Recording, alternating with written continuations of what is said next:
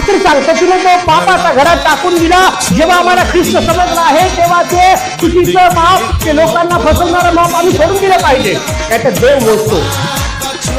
देव आपल्या पापाचा घडा मोडतो आणि मग आपल्या पायाखाली जमीन राहत नाही. पवित्र शास्त्र सांगतो झालेला पुस्तक आणि त्याचा 5वा अध्याय आम्ही काढला तर त्या ठिकाणी बेलशस्सर नावाचा राजा आहे. तो राजा आपल्या घरामध्ये दारू पीत आहे, आपल्या पत्नीबरोबर बसलेला आहे, आपल्या सेवकांच्या चाकरांबद्दल बसला आहे आणि आनंद करत आहे. आणि तो सांगतो जा माझा बाप तुझा मुखर्य कर. यानं यरूशलेम जिंकलो, यानं त्या देवाच्या मंदिरातील पात्र जिंकले, ते सगळे घेऊन या.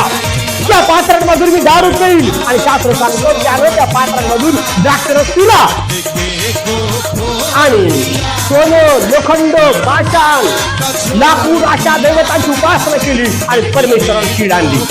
आणि मग परमेश्वरानं सांगितलं हे राजा आता तू जगणार नाही, तुला मोजले. वाचूया आपण दानिएलचं पुस्तक अध्याय 5 वचन 25 वाचूया.